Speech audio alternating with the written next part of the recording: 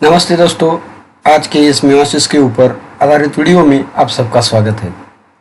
दोस्तों, जैसे कि आप जानते ही है, सेक्सुअल रिप्रोडक्शन से ऑफस्प्रिंग तैयार करने के लिए दो प्रकार के गैमेट्स का फ्यूजन होना बहुत ही जरूरी होता है। इन हर एक गैमेट में हैप्लॉइड सेट ऑफ क्रोमोसोम रहता है।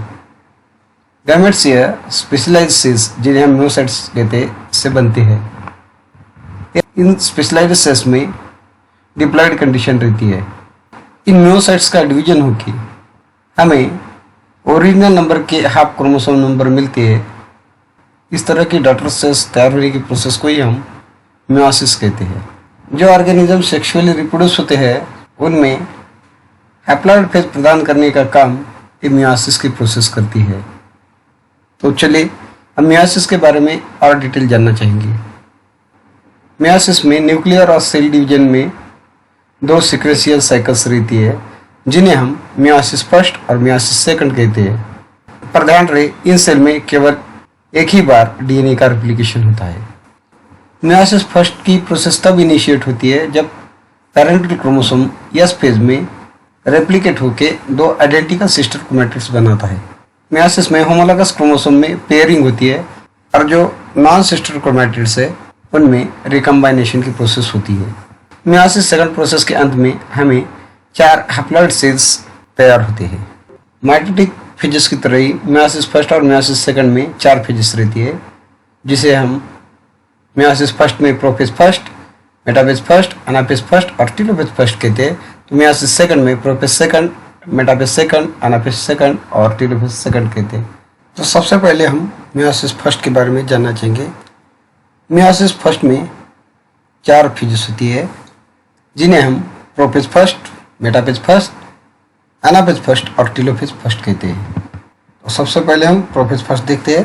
मियोसिस की प्रोफेज फर्स्ट ये फेज बाकी तीनों फेजों से लंबी देर तक चलती है और यह प्रोसेस बहुत ही कॉम्प्लेक्स रहती है। प्रोफेज फर्स्ट को 5 अंगों में बांटा जाता है, जो कि लिप्टोटीन, ज़ाइगोटीन, पैकेटीन, डिप्लोटीन और डाइकाइनेसिस है। लिप्टोटीन स्टेज में क्रोमोसोम ग्रेजुअली विजिबल बन जाते हैं और हमें लाइट माइक्रोस्कोप में दिखने लगती है। क्रोमोसोम का compaction through out leptotene stage में चलता ही रहता है। इसके बाद आती है सेकंड स्टेज, जिसको हम ज़ाइगोटीन कहते हैं। इस प्रोसेस के दौरान क्रोमोसोम में पेयरिंग शुरू होती है और इस तरह क्रोमोसोम की पेयरिंग की प्रोसेस को हम सिनेप्सिस कहते हैं। इस पेयर में ये दो क्रोमोसोम्स एक दूसरे के साथ पेयरिंग करते उन हर एक क्रोमोसोम को हम एक दूसरे का होमोलॉगस क्रोमोसोम कहते हैं। इस सिनेप्स हम जब इलेक्ट्रॉन माइक्रोस्कोप में देखते हैं तो यहाँ पे हमें एक जटिल स्ट्रक्चर मिलती है, जिसे हम सिनेप्टोनिमल कॉम्प्लेक्स कहते हैं। यह जो कॉम्प्लेक्स हमें होमोलॉगस क्रोमोसोम के पेयर से मिलता है, उसे ही हम बाइवेलेंट या टेट्रायड कहते हैं। लिप्टोटीन और ज़ाइगोटीन यह प्रोफेज फर्स्ट की स्टेजेस पैकेटीन स्टेज से कम देरी तक चलती है। पैकेटीन स्टेज के दौरान हर एक बायोलेंट क्रोमोसोम्स के 4 क्रोमैटिड्स डिस्टिंक्ट बन जाते हैं और वो हमें क्लियरली अपीयर होते हैं, जिसे हम टेट्रायड कहते हैं। इस स्टेज में हमें रिकम्बिनेंट नोडस भी देखने को मिलता है।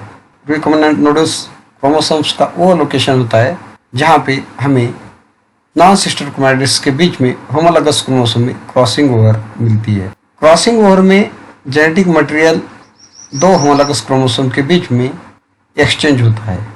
क्रॉसिंग ओवर यह प्रोसेस एंजाइम द्वारा कैरी आउट की जाती है, जिसमें पर्टिकुलरली रिकम्बाइनेज नाम का एंजाइम इन्वॉल्व होता है।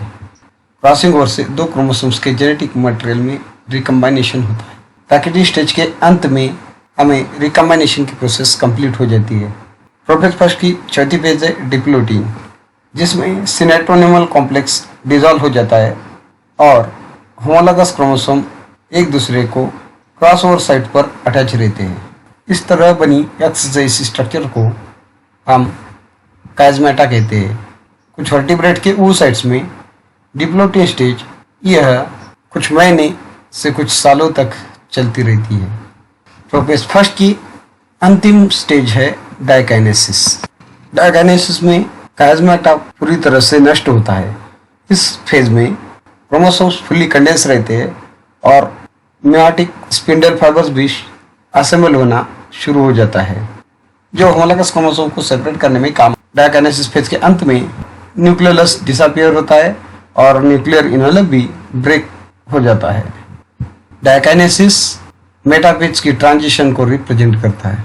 अगली स्टेज है मेटाफेज फर्स्ट।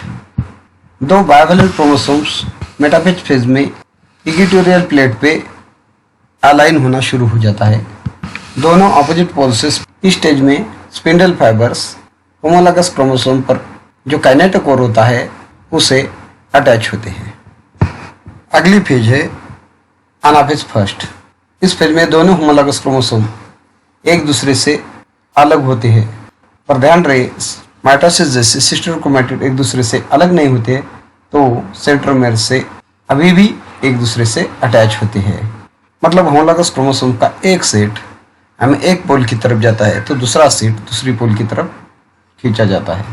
मियोसिस फर्स्ट की अंतिम स्टेज है टेलोफेज फर्स्ट, जिसमें न्यूक्लियर मेम्ब्रेन और न्यूक्लियोलस फिर से रीअपीयर होना शुरू होता है और साइटोकाइनेसिस भी पूर्ण होती है। साइटोकाइनेसिस के बाद जो दो सेल बनते हैं उसे हम डायड ऑफ सेल्स कहते हैं। दो मियोटिक डिवीजन के बीच में, मतलब मियोसिस फर्स्ट और मियोसिस सेकंड के बीच में जो स्टेज रहती है उसे हम इंटरकाइनेसिस कहते हैं। जनरली इंटरकाइनेसिस की प्रोसेस बहुत ही शॉर्ट पीरियड की होती है। इंटरकाइनेसिस में किसी भी प्रकार का डीएनए रेप्लिकेशन नहीं होता है। इंटरकाइनेसिस की बाद मियोसिस सेकंड की प्रोसेस शुरू होती है। मियोसिस सेकंड भी 4 फेजेस में डिवाइड किया जाता है, जो कि prophase second, metaphase second, anaphase second और टेलोफेज सेकंड है। साइटोकाइनेसिस के बाद इमीडिएटली प्रोफेज सेकंड शुरू हो जाता है, जब इस स्टेज में अभी भी क्रोमोसोम फुल्ली इलांगेटेड रहते हैं। मियोसिस सेकंड हमें नॉर्मल माइटोसिस की जैसी होती है। इस स्टेज में न्यूक्लियर मेम्ब्रेन डिसअपीयर होना शुरू होता है और प्रोफेज सेकंड के अंत में न्यूक्लियर मेम्ब्रेन पूरी तरह से डिसअपीयर होता है। फिर से एक बार क्रोमोसोम स्टेज में कॉम्पैक्ट बनना शुरू होता है। प्रोफेज सेकंड के बाद आती है मेटाफेज सेकंड। इस स्टेज में क्रोमोसोम इक्वेटोरियल रीजन पर अलाइन होनी शुरू होती है और अपोजिट पोल से अराइज होने वाले स्पिंडल फाइबर्स से वो सिस्टर क्रोमैटिड्स को काइनेटिक कोर से अटैच रहते हैं। एनाफेज सेकंड स्टेज या मेटाफेज सेकंड स्टेज के बाद में आने वाली प्रोसेस है, जिसमें सेंट्रोमेर स्प्लिट होता है, जो दो सिस्टर क्रोमैटिड्स को एक दूसरे से बांध के रखता है। अब जब सेंट्रोमेर ही स्प्लिट हो गया तो दो सिस्टर क्रोमैटिड्स एक दूसरे से अलग होते हैं और स्पिंडल फाइबर के द्वारा अपोजिट पोल की तरफ मूव होना शुरू होते हैं। मियोसिस की अंतिम स्टेज है टेलोफेज सेकंड। टेलोफेज सेकंड से मियोसिस की एंडिंग होती है, जिसमें फिर से न्यूक्लियर इनवेलप अपीयर होना शुरू होता है। साइटोकाइनेसिस की भी प्रोसेस शुरू होती है और अंत में हमें 4 हैप्लॉइड डॉटर सेल्स मिलते हैं, जिसे हम टेट्रायड ऑफ सेल्स कहते हैं। मियोटिक डिवीजन एक ऐसी प्रक्रिया है जिसके द्वारा सेक्सुअली रिप्रोड्यूस करने वाले जीवों की प्रत्येक स्पीशीज में विशिष्ट क्रोमोसोम की संख्या पीढ़ी दर पीढ़ी संरक्षित रहती है। यद्यपि विरोधाभासी प्रक्रिया के परिणाम स्वरूप क्रोमोसोम की संख्या आधी हो जाती है। मियोसिस के द्वारा जीवधारियों की जनसंख्या में एक पीढ़ी से दूसरी पीढ़ी तक वेरिएशन बढ़ता जाता है। इवोल्यूशन की प्रक्रिया में वेरिएशन एक अत्यंत महत्वपूर्ण प्रक्रिया है। तो दोस्तों, आप लोगों को मियोसिस की यह जानकारी अच्छी लगी होगी। आपको यह वीडियो अच्छा लगा तो हमारे चैनल को सब्सक्राइब करें और बेल आइकन को दबाएं। धन्यवाद।